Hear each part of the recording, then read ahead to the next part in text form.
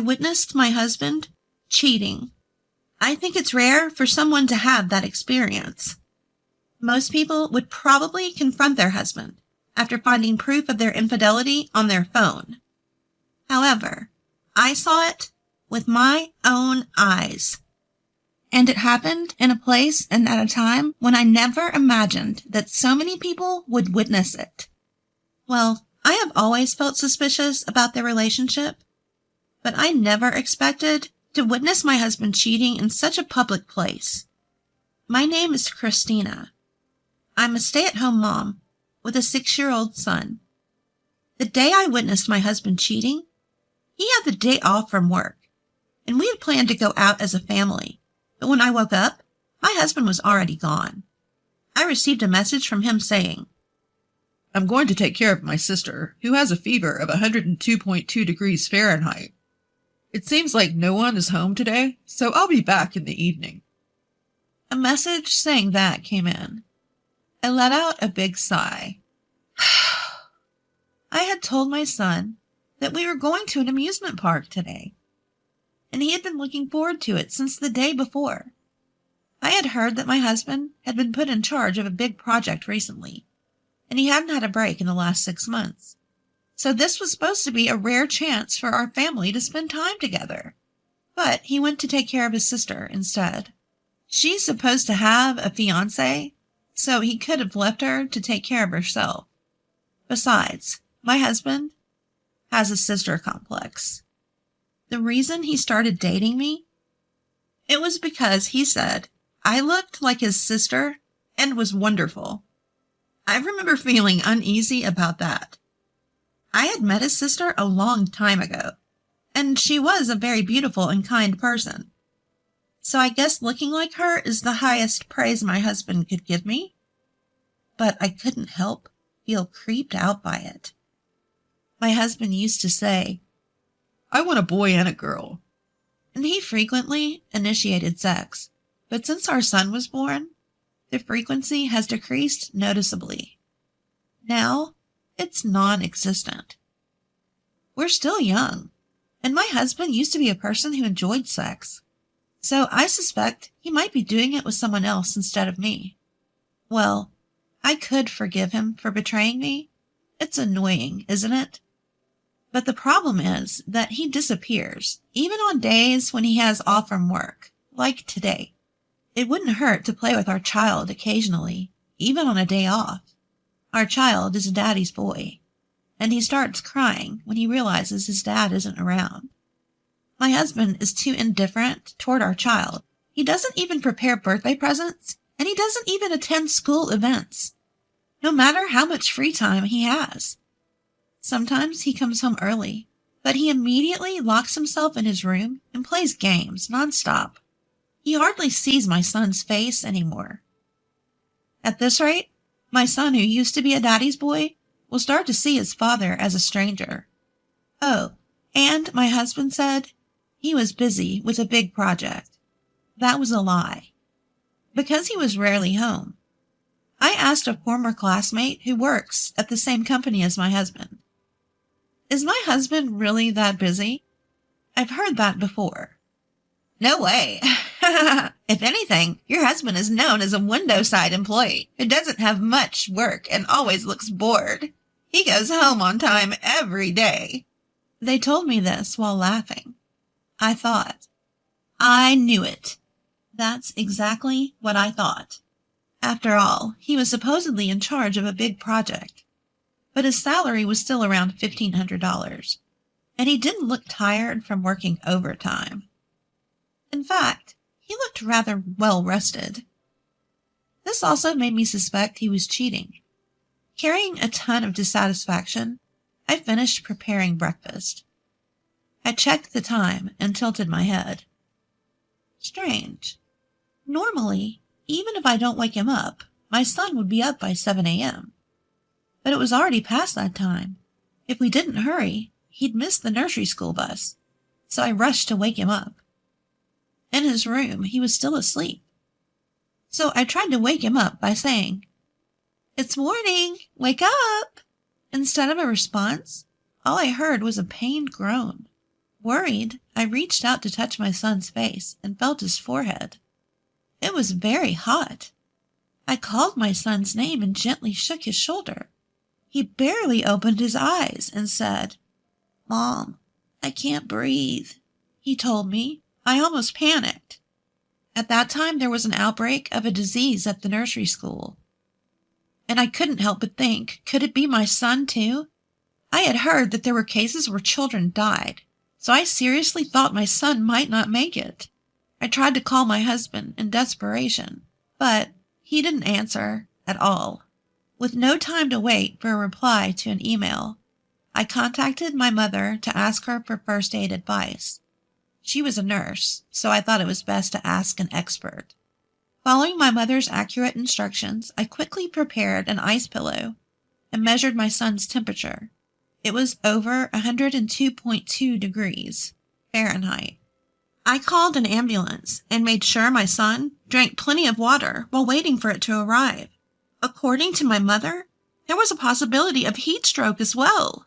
Considering the risk of infection, I wasn't allowed to ride in the ambulance, so I called a taxi and headed to the hospital where my son would be taken. During that time, I kept calling my husband, even though I knew it was pointless. As expected, it was useless. With no other choice, I left a message online, hoping he'd see it and come if he was responsible enough. Upon arriving at the hospital, I waited in the hallway outside the emergency treatment room, praying for my son's treatment to be over. In the past, my father had been taken into an emergency treatment room and never made it out alive. What if my son doesn't make it either? As I imagined the worst, my mother, who had come to support me, encouraged me. "It'll be okay. It'll be okay." And then, an hour later, my son was saved. But they said it was best for him to be hospitalized for a week. So he was taken to a hospital room. In the end, my husband didn't come home that day. The next day, I went back home to get some clothes for my son and decided to bring him some fruit as a get-well gift. I thought I'd also greet the doctor who had helped us the day before, so I passed by the emergency treatment room. But suddenly, the area became chaotic. Did someone get brought in? Thinking I might be in the way, I decided to postpone my greeting to the doctor. As I was about to go to my son's room, I saw a man and a woman on a stretcher. They were barely covered with a thin blanket and looked almost naked. It seems they're still joined together. It seemed they were stuck together during intercourse. I had never experienced it, but it must be tough. But being transported like this must be so embarrassing. And I was thinking this and trying to pass by. I made eye contact with the man. Under normal circumstances, it would be an awkward situation. But it was different for me. I froze. That's because the man was my husband. "What are you doing here?" I exclaimed in surprise. Well, I caught my sister's cold and, My husband was at a loss for words. At that moment, I was also confused. What were the odds that my husband would be here after my son was just brought in yesterday? Why was he naked and being transported? And who was the woman he was with? Various thoughts were swirling in my head. During my confusion, I made eye contact with the woman my husband was with. Even in my disarray, I knew this woman was my husband's affair partner. As I glared at her, I realized that her face looked very familiar. "Why on earth is Christina here?" It was that voice that reminded me. That's right. The woman was my husband's sister, Brenna. The events of that moment felt incredibly slow. I had been suspicious that my husband was lying about taking care of his sister and meeting another woman. But I hadn't expected this.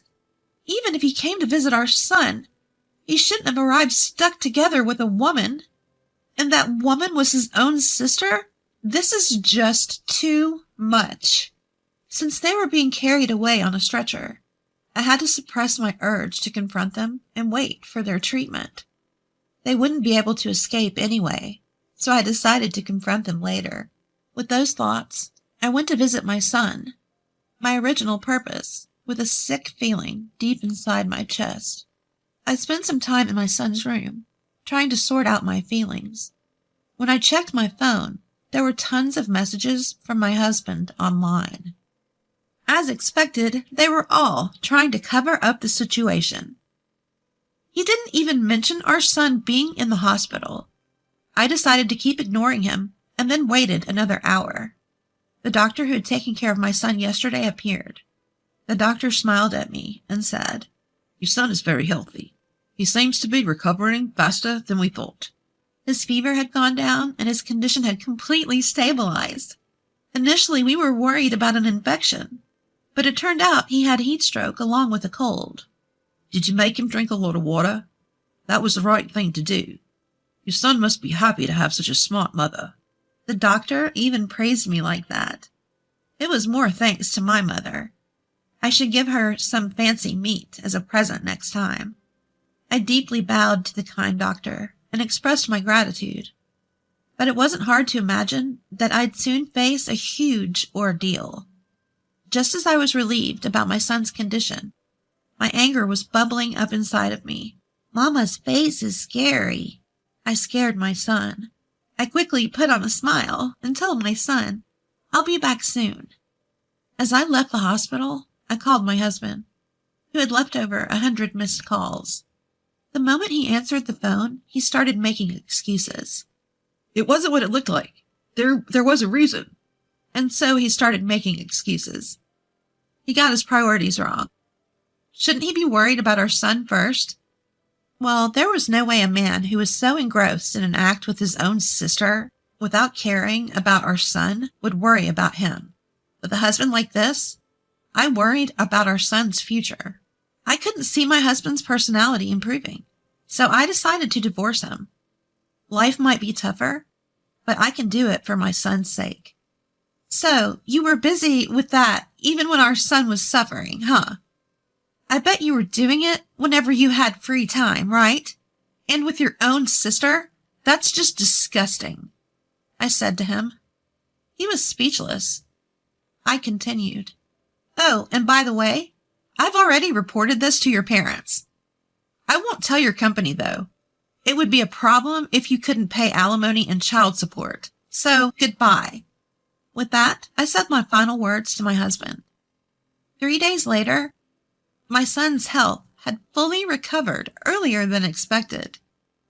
So I completed the discharge procedure and returned home with my beloved son after a long time. Of course, my husband wasn't there. After that incident, my husband came to apologize in person, but I handed him the divorce papers I had already signed. He begged for forgiveness, saying, "This was the first time. Forgive me for just one mistake. You're all I have." But in a cold voice, I told my husband, "You're still lying at this point. I already know everything. Your sister confessed it all." Yes, I anticipated that my husband wouldn't agree to a divorce easily. So to silence him, I first approached his sister, who was involved in the affair. "Dear sister-in-law, I heard you're going to have a wedding ceremony with your boyfriend soon. Congratulations." "Ah, thank you." I wanted to send a congratulatory message, but I came up with a great story. Want to know what it is? "You're not planning to tell everyone about this, are you?" "Yes. I want everyone to know what kind of person you are. This will make it clear in one go." I smirked. "Please don't do that. It would ruin my life." Pretending to consider, I continued with a smile. "Well, I guess I have no choice. How about this?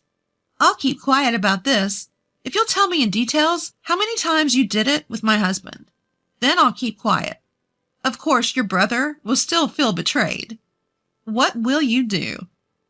Without hesitation, my sister-in-law confessed everything. "Please don't tell him. I'll tell you everything."